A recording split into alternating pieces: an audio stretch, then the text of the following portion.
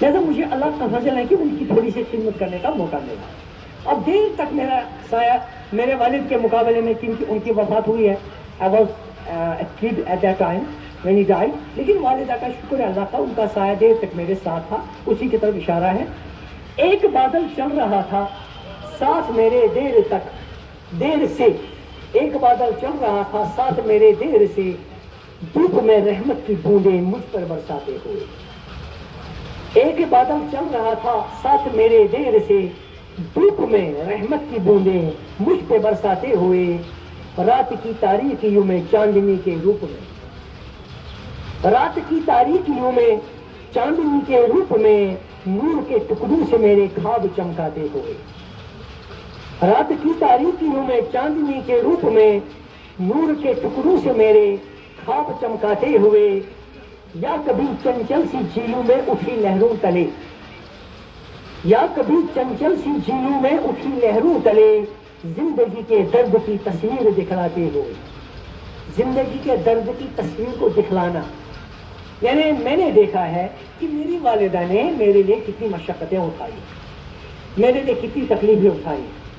That cannot be expressed in words, but I am witness. مجھے پتا ہے. اسی کی طرف اشارہ کیا ہے میں نے.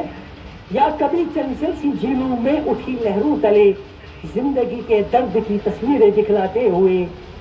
یا میرے اجڑے گلستاں میں بہاروں کے سفیر, یا میرے اجڑے گلستاں میں بہاروں کے سفیر, تیری یادوں کے سنہرے پھول مہکاتے ہوئے. یہ میں والدہ سے کہہ رہا ہوں. فجر کی پو پھوٹنے پر شبنمی جذبات میں, فجر کی جب پو پھوٹتی ہے, یعنی میری والدہ کو میں نے دیکھا ہے جب صبح پھوٹتی تھی تو اٹھتی تھی, وضو کر کے نماز پڑھتی تھی, پھر وہ مصلی پہ بیٹھ کر اللہ کی بارگاہ میں روتی تھی میرے لیے, میرے بچوں کے لیے, میری بہنوں کے لیے, ان کے بچوں کے لیے. وہ رویا کرتی تھی. وہ ہمیشہ اللہ تعالیٰ سے ایک ہی دعا مانگی, اپنے لیے تو اسے کبھی کوئی دعا نہیں مانگی. اسے کہا اے اللہ میرے بچوں کو خوش رکھ ہمیشہ. یہ میں نے دیکھا ہے. یہ اسی طرف اشارہ ہے. فجر کی پو پھوٹنے پہ شبنمی جذبات میں دامن ممتا سے وہ سیماب چھلکاتے ہوئے. یا سیماب چھلکانے کا مطلب ہے آنکھوں سے جو آنسو بہ رہے تھے اس کے.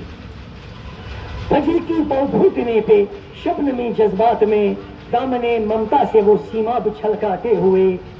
دور دریا سے صدا آتی ہوئی ملاحوں کی. آپ نے دیکھا ہوگا کہ جو بڑے بڑے دریا ہوتے ہیں, یہاں تو نہیں ہے, ہمارا ایک ہی دریا ہے وہ ہے جہلم, وہ بھی چھوٹا سا ہے, لیکن جو گنگا ہے یا جو بڑے بڑے دریا ہندوستان میں یا پوری دنیا کے اندر, ان میں رات کو بھی ٹرانسپورٹیشن جو ہوتی ہے, وہاں ملا جو ہوتے ہیں, جو کشتی بان ہوتے ہیں, وہ ناؤ چلاتے ہیں. پھر وہ اس وقت ایک گیت گاتے ہیں, ملاحوں کا گیت جس کو ملہر بھی کہتے ہیں. تو وہ گیت گاتے ہیں تو بڑا خوبصورت سما ہوتا ہے وہ, اور وہ گیت بھی اچھے لگتے ہیں. اس کے طرف اشارہ ہے. دور دریا سے صدا آتی ہوئی ملاحوں کی, کشتیوں میں رات بر وہ زمزمیں گاتے ہوئے. ایک سایہ روبرو رہتا ہے میرے سامنے, ایک سایہ روبرو رہتا ہے میرے سامنے. اس کا مطلب یہ ہے کہ میری والدہ بظاہر مجھ سے بچھڑ گئی, but she is always with me. اس کا سایہ میرے ساتھ رہتا ہے. میں اسے سرگوشی کرتا ہوں, میں اسے بات کرتا ہوں, میں اس کو اپنے قریب محسوس کرتا ہوں. ایک سایہ روبرو رہتا ہے میرے سامنے, ریشمی ہاتھوں سے میرے بال سہلاتے ہوئے. بالکل جیسے میں اپنی والدہ کے گود میں کبھی سر رکھتا تھا اور وہ اپنے ہاتھوں سے میرے بال سہلاتی رہتی. ایک سایہ روبرو رہتا ہے میرے سامنے, ریشمی ہاتھوں سے میرے بال سہلاتے ہوئے. دیکھتا ہوں میں محبت کو مجسم ہو گئی, دیکھتا ہوں میں محبت کو مجسم ہو گئی.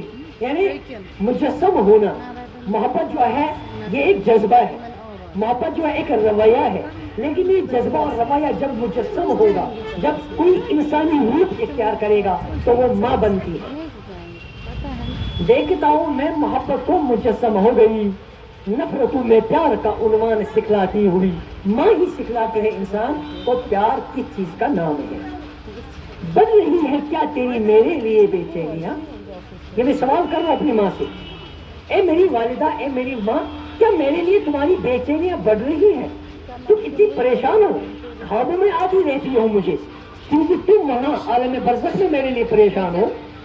بڑھ رہی ہے کیا تیری میرے لیے بے چینیاں, وقت وقت سے میرے یوں خواب میں آتے ہوئے گود میں لے کر وہ دینا لوریوں کی تھپکیاں، وہ جو لوریوں کی تھپکیاں دیتی تھی، بڑے خوبصورت گیت میں نے اپنی والدہ سے سنے ہیں جو انہوں نے اس وقت گائے جب میں ان کی گود میں رو رہا ہوتا تھا۔ گود میں لے کر وہ دینا لوریوں کی تھپکیاں، گنگنا کر زندگی کے راز سمجھاتے ہوئے، تم شفائی ہو سراپا بس رہی آرزو، یعنی تم قرضدار ہو اپنی والدہ کی محبت سے، تم لاکھ کوشش کرو اپنی والدہ کی محبت کا حق ادا نہیں کر سکتے، وہ قرضہ نہیں اتار سکتے، تم شفائی ہو سراپا بس رہی آرزو، چہرے مادر تصور میں صدا لاتے ہوئے، ہمیشہ تم نے کیا کیا ہے، تم نے اپنی والدہ کا تصور اپنے ذہن میں بسائے رکھا ہے، اپنی والدہ کو ایک پل کے لیے بھی تم نے کبھی نہیں بھلا دیا۔ اس کی یہ وجہ ہے کیونکہ تم اپنی والدہ کی محبت کی ممتا کے قرضدار ہو، جس کو تم کوشش کے باوجود بھی کبھی ادا نہیں کر سکتے۔ ٹھیک ہے نا؟ ہاں